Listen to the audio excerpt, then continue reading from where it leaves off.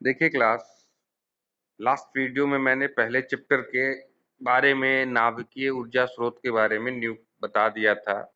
और कल जब मैंने क्लास लिया था तो न्यूक्लियर रिएक्टर के बारे में मैंने आप लोगों को बताया था, उसमें फिगर भी दिखाया था कि क्या होता है, कोर क्या होता है, रेडिएंट शील्ड क्या होती हैं, फ्यूल्स रॉड क्या होती हैं, कंट्रोल रॉड्स क्या होती हैं, किस तरीके से यूरेनियम 235 जो है टूटता है, विखंडन होता है और उसमें ऊर्जा का संचारण होता है। ये सारी चीजें मैंने आप लोग को कल बता दी थी और लगभग ये चीजें बताने के साथ ही पूरी तरीके से पहला चैप्टर कंप्लीट हो चुका है। तो अब हम शुरू करते हैं दूसरा चैप्टर, ईंधन एवं दहन। ईंधन एवं दहन। तो इसमें हम पढ़ेंगे, ईंधन के बारे में पढ़ेंगे, उसके दहन के बारे में पढ़ेंगे। ठीक है, कई सारे टॉपिक्स हैं। तो सिर्फ अगर आप ध्यान से इस वीडियो लेक्चर को भी आप अगर सुनेंगे तो भी आपको बहुत सारी चीजें समझ में आ जाएंगी, क्योंकि मैं समझाने की पूरी कोशिश कर रहा हूँ। और देखिए इसमें क्या है, ईंधन। पहला टॉपिक हमारा क्या है, ईंधन, जिसको इंग्लिश में बोलते हैं क्या, फ्यूल। तो ईंधन देखिए क्या कह रहा है। ईंधन को इस प्रकार परिभाषित किया जा सकता है, ईंधन को इस प्रकार परिभाषित किया जा सकता है।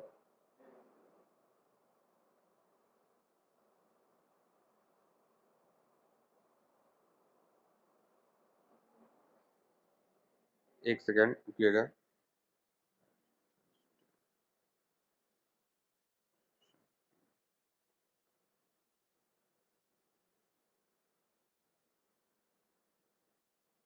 हाँ, तो देखिए ईंधन तो क्या लिखा है, पहले उसको हम पढ़ लेते हैं, उसके बाद हम इसकी समरीज को आपको बताते हैं। एक इसका सारांश मैं आपको बताता हूँ।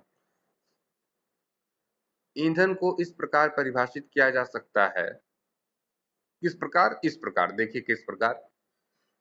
वह पदार्थ है जिसका ऑक्सीजन की उपस्थिति में दहन करने पर ऊष्मा उत्पन्न होती है या ऊष्मा उत्पन्न करता है, अथवा ईंधन ऑक्सीजन से रासायनिक संयोग करके अथवा ईंधन ऑक्सीजन से रासायनिक संयोग करके अपनी आंतरिक ऊर्जा को, मतलब इंटरनल एनर्जी को, मतलब फ्यूल में जो उपस्थित इंटरनल एनर्जी है, आंतरिक ऊर्जा को, उसमें ऊर्जा में बदल देता है। ठीक है, आगे देखते हैं। जो ईंधन कार्बन तथा हाइड्रोजन को मुख्य तत्व के रूप में रखते हैं, जो भी ईंधन, जो भी फ्यूल्स कार्बन तथा हाइड्रोजन को मुख्य तत्व के रूप में रखते हैं, उन्हें हाइड्रोकार्बन ईंधन कहते हैं। उन्हें क्या कहते हैं, हाइड्रोकार्बन ईंधन कहते हैं। वैसे इनके अतिरिक्त ठोस तथा द्रव ईंधनों में कुछ मात्रा सल्फर की भी होती है। ईंधनों को सामान्यतः शक्ति उत्पादन में प्रयोग करते हैं। देखिए कहने का पूरा सारांश क्या है, मतलब ईंधन, ईंधन मतलब फ्यूल, मतलब फ्यूल में क्या होता है, पेट्रोल हुआ, केरोसिन ऑयल हुआ, डीजल हुआ, गैसोलीन हुआ, वुड हुआ, चारकोल हुआ, कोयल हुआ, ये सब क्या है, ईंधन है, फ्यूल्स है। हर वो चीज ईंधन है जिसके दहन के बाद, जिसकी बर्निंग के बाद हमें उष्मीय ऊर्जा प्राप्त होती है, हीट एनर्जी प्राप्त होती है, उसे हम क्या कहते हैं, ईंधन कहते हैं। अब देखिए, या फिर ईंधन के आंतरिक ऊर्जा, मतलब ईंधन के अंदर जो प्रयुक्त होती है आंतरिक ऊर्जा, तो उस आंतरिक ऊर्जा को परिवर्तित करके, उस आंतरिक ऊर्जा को परिवर्तित करके हम उसमें ऊर्जा में परिवर्तित करते हैं। तो इस ऊर्जा को, इस तरह के चीजों को हम क्या बोलते हैं, ईंधन। मतलब कोई भी फ्यूल्स है, जैसे पेट्रोल ही है, अगर वो पेट्रोल के अंदर अगर उसका हम दहन करा रहे हैं, तो जब हम दहन कराएंगे तो साफ साफ की बात है कि दहन के उपरांत हमें, दहन के बाद हमें उष्मीय ऊर्जा प्राप्त होगी। तो ये उष्मीय ऊर्जा तो ऐसे हवा में तो नहीं निकल के आ रही है उस ईंधन के अंदर से, लेकिन ईंधन के अंदर कुछ ना कुछ उसकी आंतरिक ऊर्जा मौजूद है। कुछ ना कुछ इंटरनल एनर्जी मौजूद है, जिसके वजह से ईंधन में उसमें ऊर्जा दहन के उपरांत उसमें ऊर्जा प्राप्त होती है। ठीक है। अब देखिए, ईंधन के अंदर बहुत सारे तत्व पाए जाते होंगे। अगर किसी ईंधन में मुख्य तत्व के रूप में अगर कार्बन है और हाइड्रोजन है, मतलब अगर मुख्य तत्व के रूप में किसी ईंधन में हाइड्रोजन तथा कार्बन मौजूद है, तो इस तरह के ईंधन को हम क्या बोलते हैं? हाइड्रोकार्बन फ्यूल्स बोलते हैं। हाइड्रोकार्बन फ्यूल्स बोलते हैं।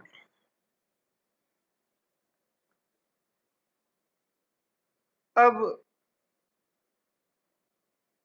आगे देखते हैं। जैसे कुछ तत्व और भी मौजूद होते हैं ईंधन में। जैसे मैंने अभी आपको बताया, हाइड्रोजन और कार्बन अगर मुख्य रूप से तत्व के रूप में मौजूद होंगे किसी ईंधन में, तो उसे हम क्या बोलेंगे? हाइड्रोकार्बन ईंधन बोलेंगे। अगर जैसे बहुत सारे कुछ ईंधन और भी होते हैं, हाइड्रोजन और कार्बन के अतिरिक्त भी कुछ उसके अंदर तत्व मौजूद होते हैं। तो जैसे कौन से तत्व होते हैं? जैसे सल्फर। सल्फर जैसे कुछ ठोस तथा द्रव ईंधनों के अंदर हमारा सल्फर भी मौजूद होते हैं। और ईंधनों का प्रयोग मेनली मुख्य रूप से शक्ति के उत्पादन के लिए किया जाता है। जैसे आपका जनरेटर ही है। जनरेटर में आप क्या यूज करते हो? डीजल। डीजल एक प्रकार का क्या है? फ्यूल है, ईंधन है। तो ईंधन का उपयोग किया हमने जनरेटर में। लिक्विड फ्यूल्स है, डीजल है, इसको हमने यूज किया। और यूज करने के बाद उस ईंधन से हमें क्या प्राप्त हुआ? हमें इलेक्ट्रिसिटी प्राप्त हुई। क्या प्राप्त हुई? शक्ति प्राप्त हुई। क्या प्राप्त हुई? पावर प्राप्त हुआ। तो इसी को हम क्या बोलते हैं? ईंधन। ईंधन का एक लाइन जोड़ लीजिए, ईंधन का मेनली यूज जो है, मुख्य रूप से इसका इस्तेमाल शक्ति के उत्पादन में किया जाता है। अब देखते हैं अगर दूसरा टॉपिक, चैप्टर 2 का दूसरा टॉपिक हमारा क्या कहता है? Classification of fuels. मतलब ईंधनों का वर्गीकरण। अब वर्गीकरण में देखेंगे कि किस किस के अंतर्गत किस तरीके से ईंधनों को बांटा गया है, कैटेगराइज किया गया है। जैसे वर्गीकरण का मतलब ये होता है कि जैसे मैकेनिकल ब्रांच है डिप्लोमा का, मैकेनिकल ब्रांच है डिप्लोमा का, ब्रांच तो मैकेनिकल है, लेकिन सेक्शन 3 आ गए उसमें। मान लीजिए ए है, बी है, डी है। तो सेक्शन हमारे क्या हो गए? ए हो गए, बी हो गए, डी हो गए, लेकिन क्वालिटी उसकी क्या है? मैकेनिकल है। तो फ्यूल हमारा क्या है? फ्यूल है। फ्यूल को कैटेगराइज कर दिया गया, मतलब ए में भी फ्यूल आएंगे, बी में भी फ्यूल आएंगे, सी में भी फ्यूल आएंगे। फ्यूल हमारा मेन है, और फ्यूल को हमने क्या कर दिया? वर्गीकृत कर दिया। अब देखिए किन किन तरह से, किस तरह से, किन के आधार पर वर्गीकृत किया गया है। तो देखते हैं। पहला जो शुरुआत में लिखा होगा, देखिएगा ईंधन लिखा है, फ्यूल्स लिखा है, और फ्यूल्स के नीचे एक तीर ले आई है, और तीर को दो भागों में बांट दिया है। पहला नेचुरल फ्यूल्स, दूसरा आर्टिफिशियल फ्यूल्स। नेचुरल को इंग्लिश हिंदी में कहते हैं प्राकृतिक ईंधन। प्राकृतिक ईंधन। आर्टिफिशियल फ्यूल्स को हिंदी में कहते हैं कृत्रिम ईंधन। कृत्रिम ईंधन। आर्टिफिशियल का मतलब ये होता है बाबू, आर्टिफिशियल का मतलब ये होता है कि जिसको मनुष्य द्वारा प्राकृतिक से पाए जाते हैं। प्राकृतिक से ही आपको सारे ईंधन पाए जाएंगे। कोई ऐसा ईंधन नहीं होगा जो प्रकृति से नहीं पाए जाते हैं। लेकिन उसको मनुष्य के द्वारा अगर हम उसमें चेंजिंग ला देते हैं और उसको यूज के अकॉर्डिंग ला देते हैं, तो वो हमारा क्या हो जाता है, कृत्रिम हो जाता है, आर्टिफिशियल फ्यूल्स हो जाते हैं। ठीक है, तो एक सेकंड रुकिए।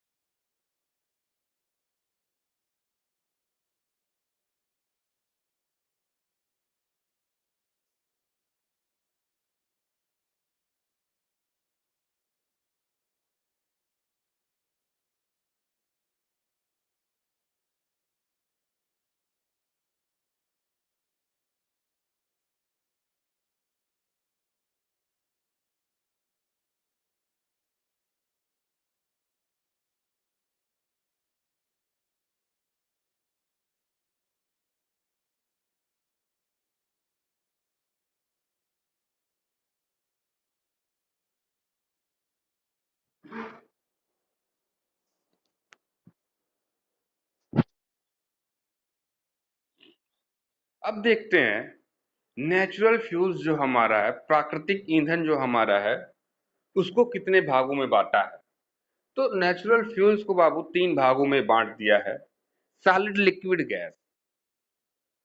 Solid, liquid, gas. सॉलिड को हम लोग हिंदी में कहते हैं ठोस ईंधन, लिक्विड को हम लोग हिंदी में कहते हैं द्रव ईंधन या द्रवीय ईंधन, और गैस को हम लोग गैस ही कहते हैं। ठीक है गैसीय ईंधन। अब देखिए सॉलिड ईंधन के अंदर कौन कौन सी ईंधन आते हैं। सॉलिड मतलब कि जो ईंधन को आप जब स्पर्श करते हो, फिजिकल अपीयरेंस उसका कैसा होता है, सॉलिड होता है। सॉलिड मतलब जैसे लकड़ी हुआ, कोयला हुआ, ये सब क्या है। कोयले को अगर चला करके आप किसी के सर पे मारो तो सर फूट जाएगा, तो इसका मतलब क्या है कि वो अपनी उपस्थिति बता रहा है कि मैं ठोस हूं। लकड़ी चला के मारो तो लकड़ी से भी आपका सामान टूट जाएगा। और लकड़ी को अगर आप जलाते हो, जलाने का मतलब अगर उसका दहन कराते हो, तो दहन कराने पे आपको क्या प्राप्त होगा, ऊष्मीय ऊर्जा प्राप्त होगी। और जिससे से भी अगर हमें ऊष्मीय ऊर्जा प्राप्त हो रही है तो उसे बोलते हैं क्या, हम ईंधन बोलते हैं।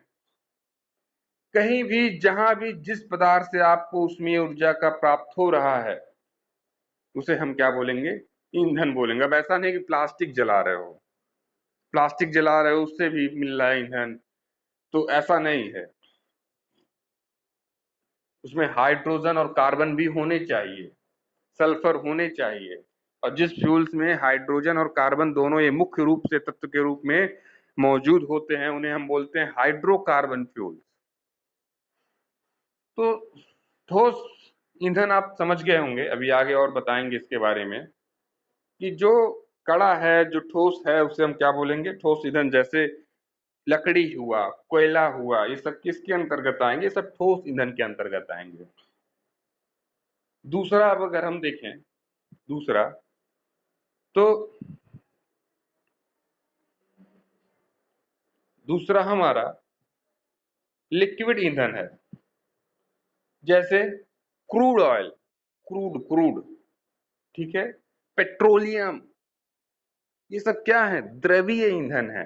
क्या है, लिक्विड फ्यूल्स हैं। अब अगर हम देखते हैं, गैसीय की बात करते हैं, गैसीय ईंधन के बारे में बात करते हैं, तो तेल खानों से प्राकृतिक gas, natural gases from oil mines, मतलब तेल खानों से जो गैसेस निकलती हैं उसको क्या बोलते हैं, गैसीय फ्यूल्स कहते हैं। अब देखिए आर्टिफिशियल, ये सब नेचुरली हैं, मतलब कि इसमें कोई भी परिवर्तन नहीं किया गया है। जो प्रकृति से हमें क्रूड ऑयल मिल रहा है, पेट्रोलियम मिल रहा है, जो प्रकृति से हमें गैसेस मिल रहा है, जो प्रकृति से हमें लकड़ियां मिल रही हैं, जो कोयला मिल रहा है लकड़ी से पत्थर के रूप में, वो सब हमारा क्या है, नेचुरल है, प्राकृतिक ईंधन है। लेकिन अगर इसको हम इस योग्य बना दें कि ये मानव जीवन के उपयोग में आने लगे, आसानी से सुगमता पूर्वक इसका दहन होने लगे, सबसे बड़ी टॉपिक लाइन है सुगमता पूर्वक इसका दहन होने लगे, इस योग्य इस फ्यूल को बदल दिया जाए, तो उसे हम क्या बोलेंगे? आर्टिफिशियल फ्यूल, कृत्रिम ईंधन। ठीक है। तो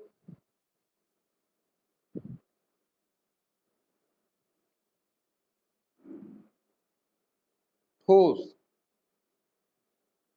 इसके अंतर्गत आर्टिफिशियल के अंतर्गत भी तीन आ रहे हैं, ठोस, द्रव, गैसीय, सॉलिड, लिक्विड, गैसियस। अब ठोस के अंतर्गत इसमें क्या क्या आ रहा है? चारकोल आ रहा है, चारकोल। कोक आ रहा है, कोक।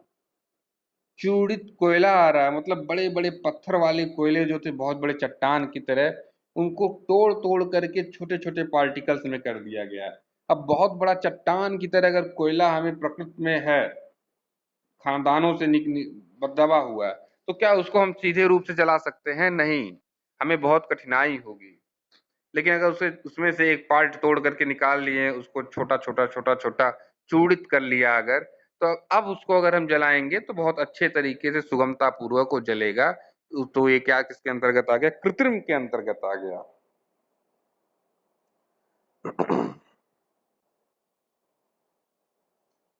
अब दूसरा देखते हैं क्या हम लोग, द्रव, लिक्विड के बारे में। आर्टिफिशियल के अंतर्गत ये आ रहा है लिक्विड, तो इसमें diesel, alcohols, petrol,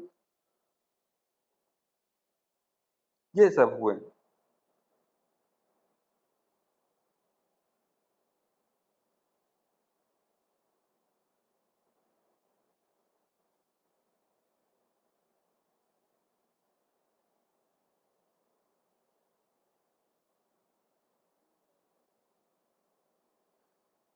diesel, alcohol, petrol, मतलब जो पेट्रोल हम सीधे रूप से एक तरीके का वो क्रूड ऑयल है। तो पेट्रोल का जो हम इस्तेमाल करते हैं, जिस पेट्रोल का हम इस्तेमाल करते हैं, वो क्या है? वो हमारा आर्टिफिशियल है, कृत्रिम है। जैसे गैसीय, जो गैसियस फ्यूल्स हम यूज करते हैं, जैसे कोक हुआ,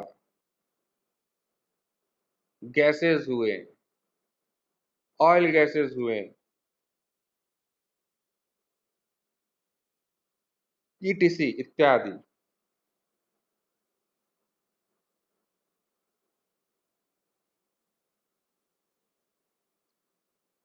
अब देखते हैं हम क्या, ठोस ईंधन के बारे में बात करते हैं।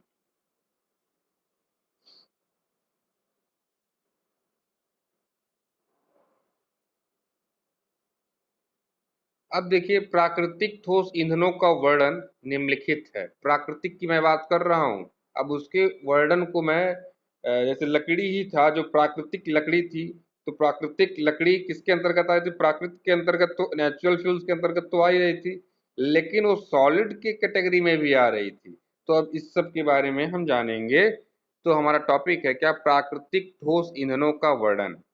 पहला, लकड़ी। टॉपिक देखते रहिएगा आप लोग। लकड़ी।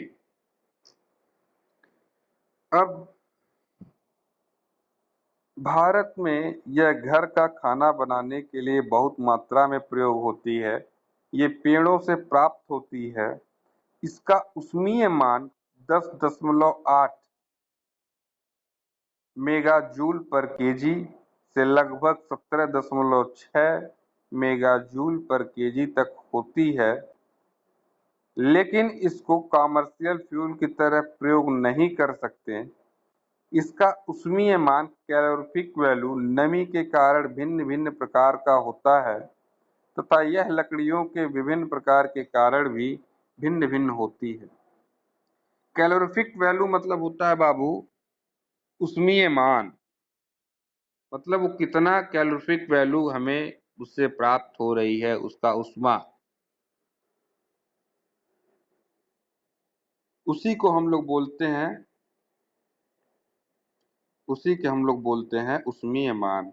तो जो लकड़ी होता है हमारा, उसका उष्मीय मान मतलब कैलोरीफिक वैल्यू जो होती है, वो लगभग 10.8 मेगा जूल पर केजी से लेकर के 17.6 मेगा जूल पर केजी तक होती है। इसको आप लोग नोट कर लीजिएगा। इसका इस्तेमाल हम कॉमर्शियली नहीं कर सकते, घरों में खाना बनाने के लिए इस्तेमाल कर सकते हैं, ठंडक में अलाव के रूप में इसका इस्तेमाल कर सकते हैं। आप देखे होंगे कि गैस पे खाना बनाते होंगे तो कितनी जल्दी बनता है, लेकिन वही लकड़ी पे खाना अगर बनाते हैं तो क्या होता है, हमें देरी मिलती है, देर से पकता है। कारण इसका क्या है? कारण इसका ये है कि उसका जो कैलोरीफिक वैल्यू है, उसमें मान है, हर इंस्टेंट पे अलग अलग है।